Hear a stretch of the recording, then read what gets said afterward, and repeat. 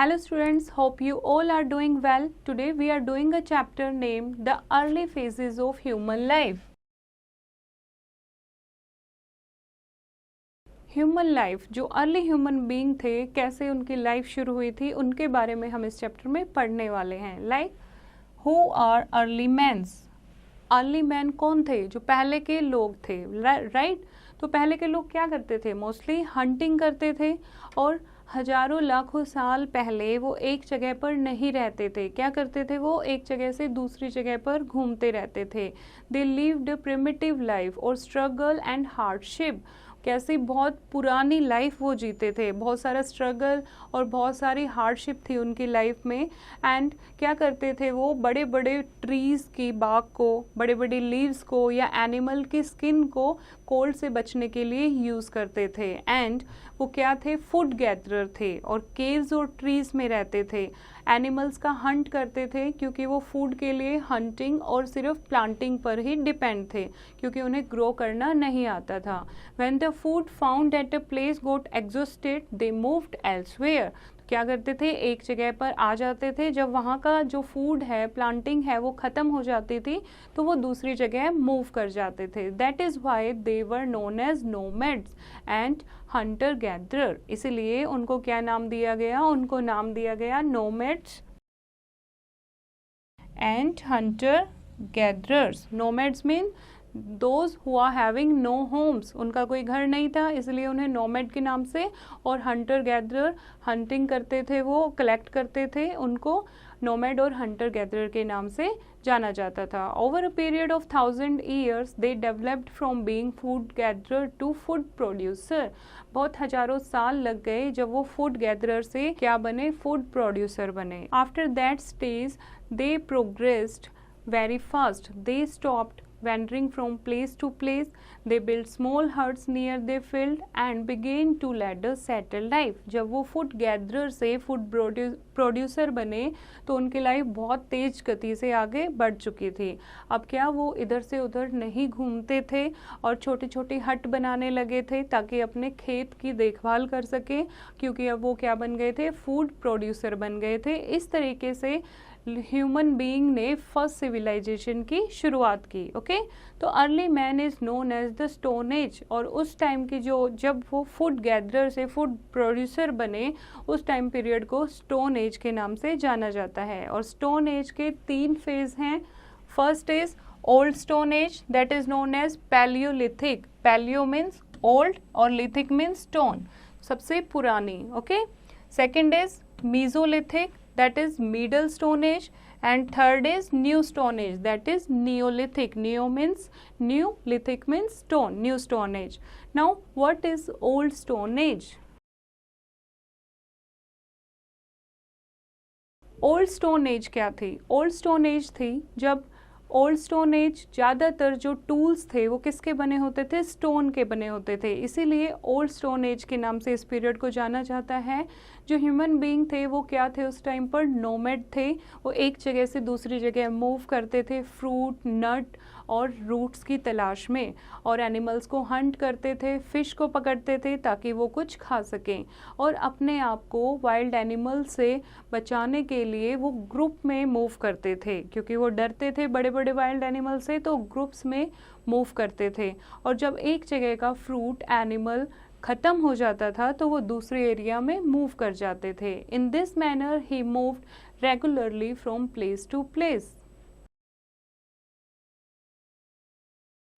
Early man could not understand natural phenomena such as lightning or thunder that was afraid of them.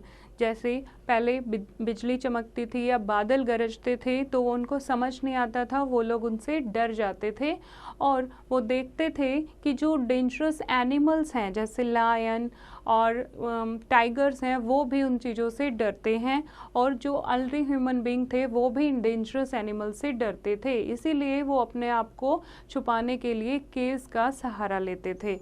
Initially man used to kill animals और gather food with his hand, but it was not easy to kill big animals or dig out roots with his hands. पहले वो अपने हाथों का use करके डिग करते थे ज़मीन को, रूट्स वगैरह, फ्रूट्स वगैरह निकालने के लिए और एनिमल्स को किल करने के लिए, लेकिन इतना इजी नहीं होता था, इसीलिए उन्होंने स्टोन का यूज़ करना शुरू किया और crude tools and weapons of stone बनाए उन्होंने. However the best defence against wild animal was yet to be explored. अब उनको स्टोन ऐसा मिल गया था, ऐसे नुकीले जो स्टोन होते थे वो एज अ वेपन और टूल यूज़ करते थे, लेकिन फिर भी अभी खतरा टला नहीं था. उन्हें और कुछ बेटर चीज़ चाहिए होती थी ताकि वो अपने आप को वाइल्ड एनिमल से बचा सकें. Now discovery and use of fire. Fire was the greatest discovery made by early man. Early man ने जो फायर की डिस्कवरी की वो सबसे ग्रेटेस्ट डिस्कवरी है. उनको फायर प्रोड्यूस करना नहीं आता था. शायद एक दिन वो 2 स्टोन आपस में रब कर रहे होंगे और पास में कुछ सूखी पत्तियां पड़ी होंगी, तो वो उससे स्पार्क उसको मिला और उसमें आग लग गई. इस तरीके से इंसिडेंटली फायर की डिस्कवरी हुई. More to know. Traces of ash have been found in Karnool caves in India. ऐश यानी राख के कुछ ट्रेसेस मिले हैं करनूल केव्स इन इंडिया में. ओके, तो ये देखो आप कैसे फायर का वो लोग धीरे धीरे यूज़ करने लगे. Over the period of time early man learn the uses of fire. At night he kept a fire burning at the mouth of his cave. This stopped the wild animals from entering the cave. और फिर क्या किया उन्होंने, अपने केव के बाहर आग को जलाकर सोने लगे रात को, ताकि जंगली जानवर आग से दूर रहें, केव के अंदर एंटर ना करें. उसके बाद फायर से उन्हें वार्मथ मिलती थी, गर्मी मिलती थी, तो कोल्ड सीजन में वो दिन और रात आग को जलाकर रखते थे ताकि गर्म रह सकें. और धीरे धीरे उन्होंने खाना पकाना भी उसमें शुरू कर दिया. एंड दस fire was a very significant discovery of early man. इस तरीके से फायर की डिस्कवरी बहुत ज़्यादा यूजफुल डिस्कवरी साबित हुई. More to know. Even at present time, there are people who live by gathering and hunting. Can you recognize such groups in India? अभी भी कुछ लोग ऐसे हैं जो अभी भी हंटर गैदरर हैं और जंगलों में रहते हैं. तो उसके बारे में आप स्टडी करो और देखो कौन कौन से ऐसे ग्रुप्स हैं जो जंगलों में अभी भी रहते हैं. Okay, now early weapons and tools. These are the tools of early man, जो टोटली किसके बने हुए हैं, स्टोन के बने हुए हैं. एक हार्ड स्टोन को फ्लिंट करके, शार्प करके दूसरे स्टोन के साथ उसको टूल के रूप में यूज़ करते थे. Flint was that stone which was used in making fire. और फ्लिंट वो स्टोन होता है जो आग जलाने में वो लोग यूज़ करते थे, यानी बहुत मजबूत और sharp. So he give different shapes to it. However the tools that man made at this time were unpolished and rough. तो उन्होंने टूल्स बनाना उससे शुरू किया, लेकिन बहुत ज़्यादा रफ टूल होते थे उस टाइम के और अनपॉलिश्ड होते थे. और कुछ ऐसे टूल के अवशेष जैसे कि आपको पिक्चर में दिखाए हैं वो हमें साउथ इंडिया से मिले हैं. And in the Soan of Sonar river valley in Pakistan. In certain places like in the Kashmir valley, the horns or bone of animals were also used as weapons and tool. और इससे पता लगता है कि जो सींग होते थे एनिमल के और बोन होती थी वो भी एज ए टूल यूज़ की जाती थी. Such weapons and tools have been found in the foothills of the Himalaya also, in the Narmada valley and in the Deccan. Now किस टाइप के टूल यूज़ होते थे उस टाइम, चॉपर, क्लीवर, बज, hand axe, arrowhead और scraper. More to know. Some of the earliest plants to be domesticated were barley and wheat. सबसे पहले जो अर्ली सिविलाइजेशन, जो पहले के अर्ली मैन थे, उन्होंने कौन सी खेती शुरू की थी, barley and wheat. These stone tools may have been used by primitive people for chopping fruits and roots, digging the ground to cut meats and scrape meat off skins of dead animals. In stone tool का वो क्या use करते थे, fruit को chop करने के लिए, meet को चॉप करने के लिए, ग्राउंड को डिग करने के लिए, रूट निकालने के लिए वो यूज़ करते थे. The tools used by primitive man can be grouped in the three main categories. First is hand axes. जैसे कुल्हाड़ी होता है, ये क्या होता है, in the starting they were use without a handle, पहले विदाउट हैंडल स्टोन का यूज़ करते थे, उसके बाद धीरे धीरे उन्होंने उसके वुडन हैंडल लगा लिया, जैसे कुल्हाड़ी आप देखते हो, that is the hand axis. उसके बाद choppers, they were made of heavy stones worked to a sharp edge in one direction only and were most probably used to chop meat. as एक तरफ से पूरे डायरेक्शन में उसको sharp किया जाता है एक स्टोन को, जिसको चॉपर के लिए एज अ चॉपिंग कटिंग के लिए यूज़ किया जाता था. And flake implements, They were used as scrapers and knives or finer work. कोई भी चाकू से, जैसे चाकू होता है वैसे कोई काम करते हैं, स्क्रैपर छीलने का काम करने का, या कोई भी फाइन काम करना हो, कोई भी ऐसे बारीक काम करना हो, उसके लिए फ्लेक इम्प्लीमेंट टूल्स का यूज़ करते थे. Now for several thousands of years of man's early history, the only remain that we may find are crude stone tools. These tools are often found lying along the terrace of rivers where early men used to wander in search of wild animals. They have also been found in rock shelters and caves where he once lived. और ये tools हमें कहाँ से पता लगा है? ये tool हमें पता लगा है जो हमें आर्कियोलॉजिस्ट से नदी के किनारे जो टूल मिले हैं, या केव्स में जो लोग रहते थे वो अवशेष वहाँ टूल के मिले हैं, तो उनसे इन क्रूड स्टोन टूल का पता लगता है. Okay, come to the next, that is paleolithic cultures. The old stone age, old stone age को पैलियोलिथिक एज के नाम से जाना जाता है. तो 5 लाख ईयर पहले की जो लाइफ थी वो पैलियोलिथिक एज थी. क्रूड टूल का यूज़ होता था जो यूरोप, अफ्रीका एंड एशिया में आपको मिले हैं. They show the presence of man in those areas, इससे पता लगता है वहाँ लोग रहते थे. India early stone age sites are found in the Deccan, और इंडिया में डेक्कन में ये स्टोन एज की सोर्सेज मिले हैं. The salient features of the Old Stone Age are as follows. Old Stone Age में क्या क्या चीज़ें थी? First is tools.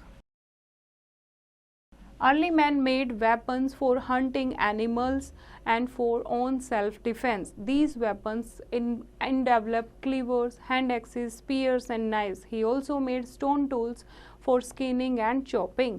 इस टाइप के स्टोन टूल थे जो वो एनिमल हंटिंग के लिए और खुद को बचाने के लिए यूज़ करते थे. Next is dwelling.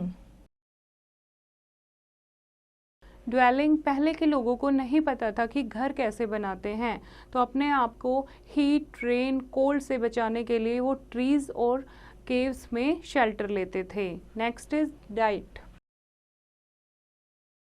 Early man did not know how to produce crop. उन्हें नहीं पता था एग्रीकल्चर कैसे करते हैं, एनिमल रियरिंग कैसे करते हैं, तो वो फ्रूट एंड रूट जो बाय नेचर मिलती थी उसी पर डिपेंड थे जीने के लिए, और बर्ड और एनिमल का शिकार करते थे और उनका कच्चा मांस खाते थे, और कई बार वो मछलियाँ भी पकड़ लेते थे. Early man did not wear anything, कोई कपड़े नहीं पहनते थे वो, और अपनी हंटिंग स्किल्स को इम्प्रूव करने के लिए, अपनी हंटिंग स्किल उनकी इतनी ज़्यादा इम्प्रूव थी कि वो जो एनिमल्स की स्किन थी उनको एज अ क्लॉथ यूज़ करते थे खुद को कोल्ड और हीट से बचाने के लिए.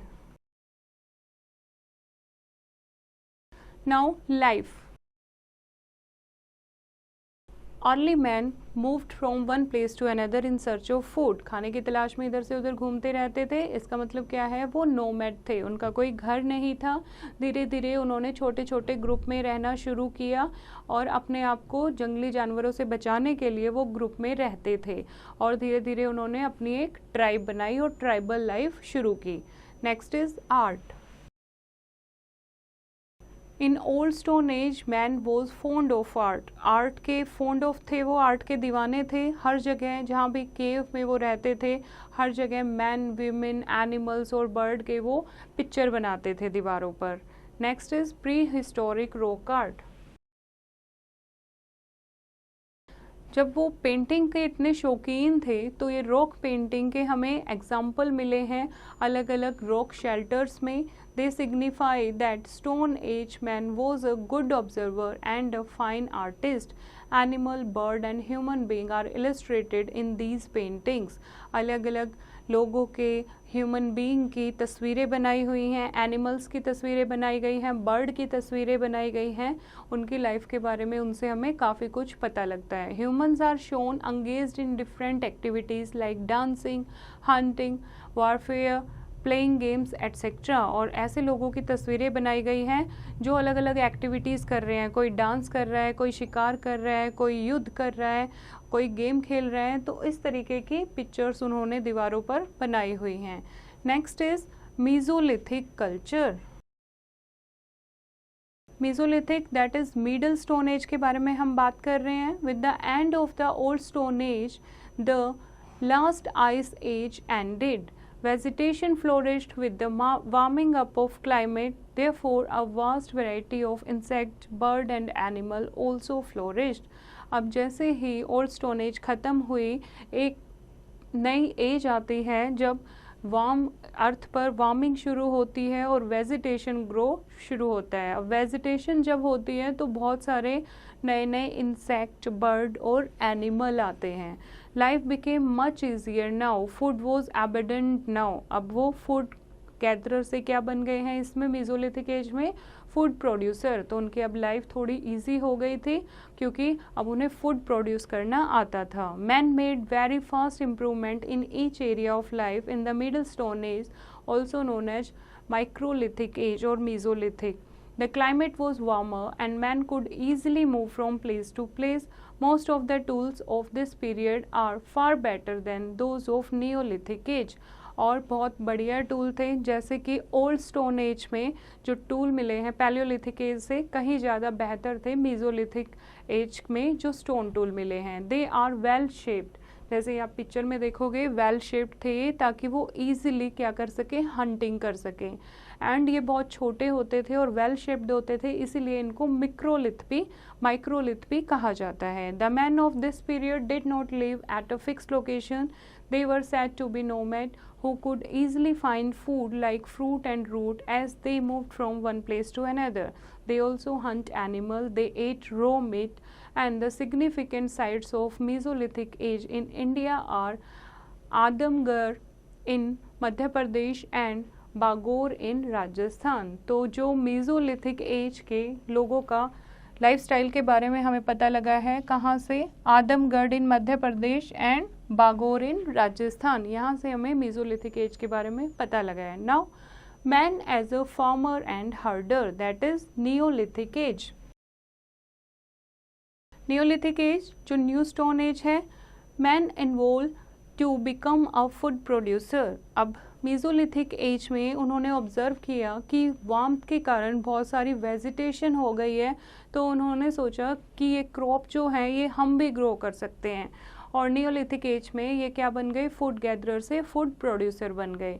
Larger use of fire broad in the next great leap towards civilization during this age. Man got more familiar with his environment. He observed how seeds coming in touch with water and soil germinate and grow into plant. और उन्होंने observe किया कैसे जो seed है वो soil में मिलके और जब वार्मथ उसे मिल रही है, पानी मिल रहा है, तो कैसे उसके प्लांट ग्रो हो रहे हैं. तो ऐसे उन्होंने एग्रीकल्चर स्टार्ट की. बार्ले और व्हीट ये दो क्या हैं? फर्स्ट क्रॉप हैं जो अर्ली ह्यूमन बीइंग ने ग्रो की थी. एंड धीरे धीरे उन्होंने अलग अलग प्लांट ग्रो करने शुरू किए और हंटर गैदरर से वो अब क्या बन गए थे? Hunter producer. और एग्रीकल्चर के साथ साथ उन्होंने डोमेस्टिकेशन भी शुरू की. Dog, got, ship, buffalo, pig इनका डोमेस्टिकेशन करते थे वो, ताकि उनसे दूध और मीट और हाइड्स उनके मिल सके. Okay, now more to know. Historians differ among themselves with respect to the religious belief of Old Stone Age men. Certain historians realize that these early men also buried tools, etc. while burying corpses. This signifies that they believed in life after death. Historian जो थे वो अपनी life को old stone as से compare करते हैं।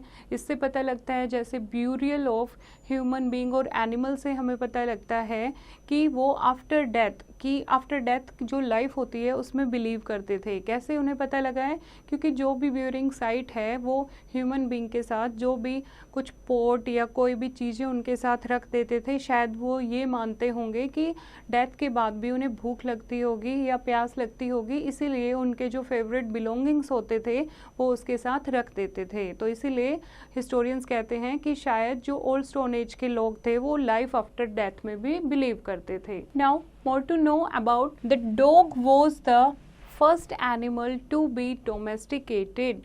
जो dog है वो सबसे पहला एनिमल था जो अर्ली ह्यूमन बीइंग ने डोमेस्टिकेट किया था। Now food was within his reach, therefore man was no more a nomad. अब वो फूड प्रोड्यूसर बन गए हैं, फूड उन्हें इजीली मिल रहा है, तो अब वो नोमैड नहीं रहे थे, इधर उधर घूमते नहीं थे। अब उन्होंने सेटल्ड लाइफ शुरू कर दी थी, छोटे छोटे गांव बसाने शुरू कर दिए थे नदियों के किनारे। There was water for drinking and fish were in abundance in the water bodies, क्योंकि उन्हें easily पीने के लिए पानी मिल जाता था और फिश भी उन्हें मिल जाती थी। And this period was marked as new stone age और नियोलिथिक एज। इसीलिए इस पीरियड को क्या नाम दिया गया? जब वो फूड प्रोड्यूसर बन गए थे और नदी किनारे अपना विलेज की फॉर्म में रहना उन्होंने शुरू कर दिया था, तो ये नियोलिथिक एज का पीरियड था। Evidence of this age has been found in various parts of India.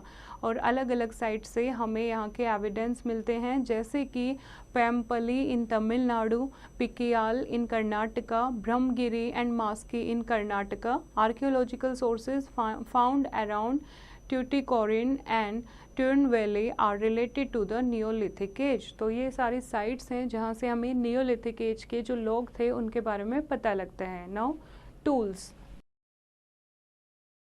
Neolithic age के जो लोग थे वो बेहतर टूल्स का यूज़ करते थे, जैसे आप पिक्चर में देख सकते हो।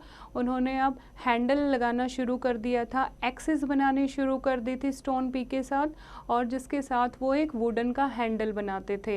Hammers were made with wooden handles, और हथौड़े बनाने लगे थे। हैमर्स वो बनाने लगे थे जिन पे वुड का हैंडल होता था, और बहुत सारे एरोज, बोज, स्पीयर्स इस टाइम के लोग बनाने लगे थे। Okay, now there is a table that is showing evidence of grains and bones of domesticated animal, और कहाँ कहाँ कौन कौन सी नियोलिथिक साइट हैं। जैसे कि मेहरगढ़ जो साइट है जो अब पाकिस्तान में है, वहाँ पर गोट, शिप, व्हीट, बार्ले, कैटल यहाँ के एविडेंस मिले हैं। इससे पता लगता है कि मेहरगढ़ में जो अर्ली सिविलाइजेशन थी, यानी नियोलिथिक एज के जो लोग थे, गोट को, शिप को डोमेस्टिकेट करते होंगे, व्हीट और बार्ले की खेती करते होंगे। इस तरीके से डिफरेंट साइट्स आपको दी गई हैं, और वहाँ पर क्या क्या हमें एविडेंस मिले हैं जिससे उनकी लाइफ के बारे में पता लगता है। Okay, certain new stone age tools found in Adichalnor in Tamil Nadu and Hallur in Karnataka are kept for demonstration in museum। और जो भी तमिलनाडु और कर्नाटका की साइड से हमें एविडेंस मिले हैं उनके म्यूज़ियम बना दिए गए हैं, म्यूज़ियम में वो सेफली रखे गए हैं। Now invention of the wheel. First is the important discovery in history is discovery of fire, and the second is discovery of wheel। Discovery of wheel कैसे हुई कि शायद किसी ह्यूमन बीइंग ने एक लॉग ऑफ वुड को roll करते हुए देखा होगा।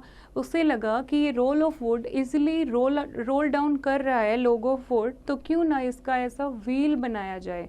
तो धीरे धीरे उन्होंने ऐसा जो फर्स्ट व्हील बनाया था वो इस टाइप का था, तो व्हील बनाना शुरू किया और उससे फिर कार्ट बनानी शुरू की। Next is religion.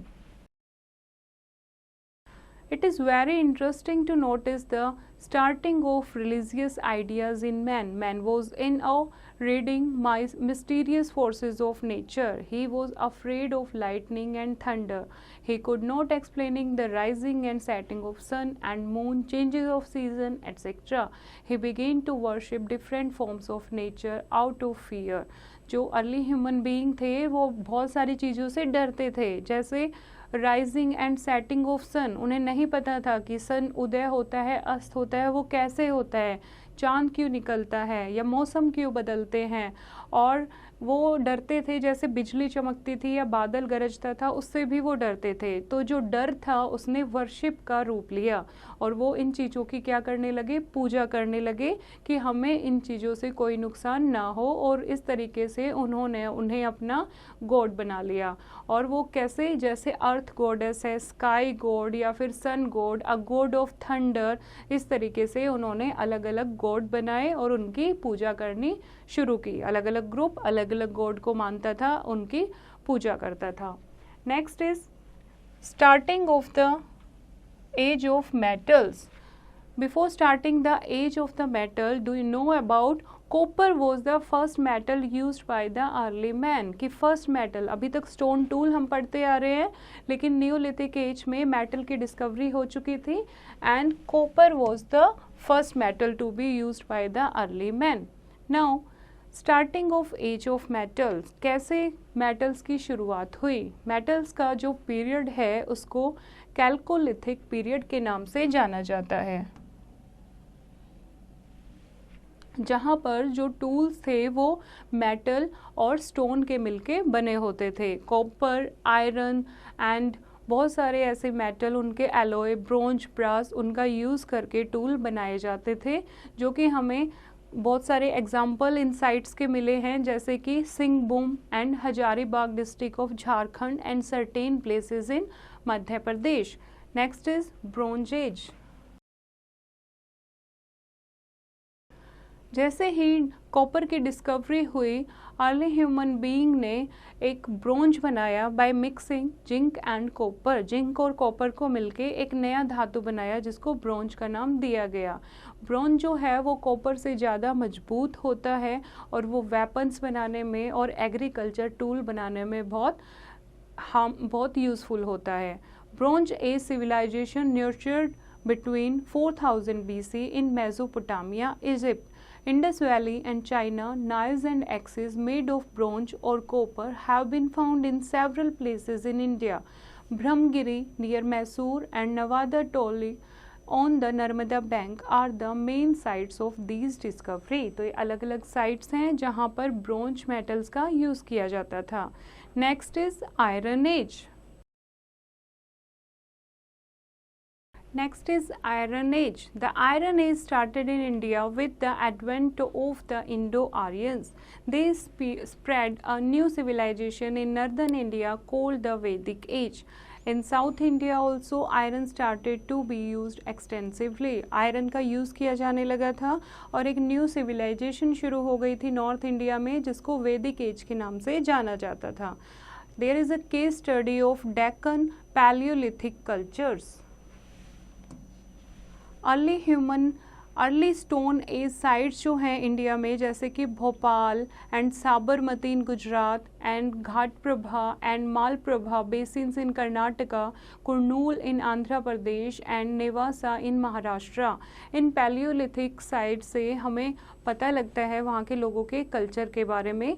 पैलियोलिथिक जो साइट हैं उनको भी अलग अलग डिवाइड किया गया है, जैसे कि lower Palaeolithic, middle Palaeolithic and upper Palaeolithic. जैसे लोअर पैलियोलिथिक है वो कहाँ शुरू हुई थी, नेवासा, हुंगसई एंड मालप्रभा एंड घाटप्रभा में। मिडल पैलियोलिथिक है उसमें आपको टूल्स जो हैं वो फ्लेक्स टाइप के यूज़ किए जाते थे और कौन सी साइट पर वो मिली हैं। और अपर पैलियोलिथिक में ब्लेड और फ्लेक यूज़ किए जाते थे और कौन कौन सी साइट पे उनके अवशेष मिले हैं। और ऐसे ही हुंगसई के बारे में दिया गया है कि वहाँ पर बहुत सारे स्टोन टूल मिले हैं, पैलियोलिथिक बहुत सारी साइट्स मिली हैं डेक्कन में, और वहाँ के लोग क्या टूल यूज़ करते थे उनके बारे में बताया गया है।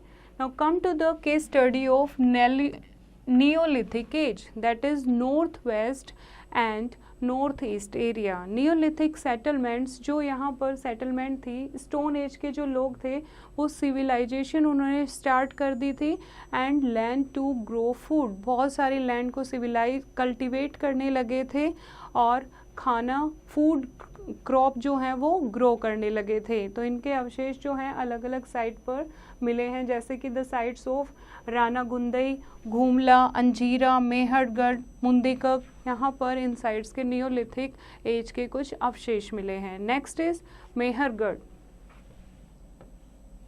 मेहरगढ़ के बारे में बताया गया है, ये एक नियोलिथिक साइट है इंडिया में and various site developed at various time. Among the early sites Mehrgarh near Quetta in Balochistan is the earliest known farming and pastoral settlement. ऐसा माना जाता है कि मेहरगढ़ में लोगों ने डोमेस्टिकेशन सबसे पहले शुरू की थी। द साइट रिफ्लेक्ट्स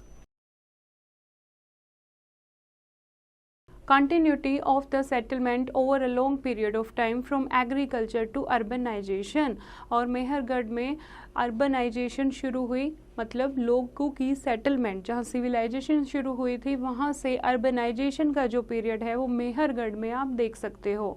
आर्कियोलॉजिस्ट ने और भी ट्रेसेस ऑफ हाउसेस वहाँ मिले हैं, जैसे कि मड ब्रिक के बने हुए या फिर हट्स, और cultivation of barley and wheat and the herding of cattle, goats and sheep, pit burial etcetera. और इससे पता लगता है कि one of the earliest village जो था वो भी मेहरगढ़ में था। ओके तो इस तरीके से कैसे मेहरगढ़ साइट जो है वो इम्पोर्टेंट है हमारी हिस्ट्री के लिए। नेक्स्ट साइट की बात की गई है बुर्जाहोम। ये कहाँ पर लोकेटेड है? In present day it is located in Kashmir, और ये भी एक नियोलिथिक साइट थी। Archaeologist have found traces of pit house, seeds of barley, wheat and lentils and bones of animals. In Burzahom people constructed pit houses. Burzahom के जो लोग थे वो पिट हाउसेस बनाते थे, यानी गड्ढा खोदकर पिट्स बनाते थे और उनमें रहते थे। वो उनको क्या रखती थी? ठंडा रखती थी, तो उनका खाना खराब नहीं होता था और गर्मी में, ज़्यादा गर्मी से उन्हें बचने के लिए जो पिट हाउसेस थे उनका वो सहारा लेते थे। नेक्स्ट बात की गई है यहाँ पे दौजली madding, that is in northeast. East of the Indus Valley, Neolithic sites have been found there in the hills of Assam. Daujali Harding was discovered by Dr. H.D. Sanskala. Stone tools including pestles and mortars have been found here. It appears that people were perhaps growing grain and making food from it. यहाँ पर कुछ pastels और Motors मिली हैं जिसको piece कर, अनाज को piece के, ऐसा लगता है वो लोग अनाज को पीस के इसका खाना बनाते होंगे।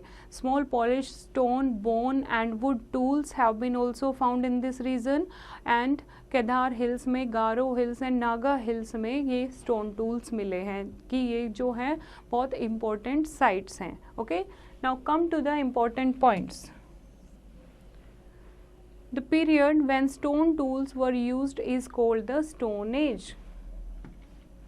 वो टाइम जब स्टोन को as a stone tool use किया जाता था उनको स्टोन एज कहते थे। Fire was the greatest discovery made by early man. सबसे बड़ी डिस्कवरी थी discovery of fire. The iron age started in India with the advent of Indo Aryans. और आयरन एज कब शुरू हुई इंडिया में? जब इंडो आर्यन लोग आए।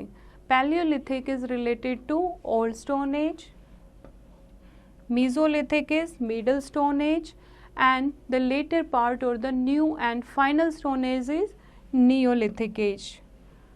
Man made chipped, tiny and lighter tools of final Neolithic age are known as of microlith। जब neolithic age के लोगों ने छोटे छोटे टूल बनाने शुरू किए फाइन क्वालिटी के, तो उसको माइक्रोलिथ का नाम दिया गया। ओके आई होप बच्चों आपको ये चैप्टर समझ आया होगा। फिर से इसको रीड करेंगे और एक्सरसाइज की प्रैक्टिस खुद करेंगे।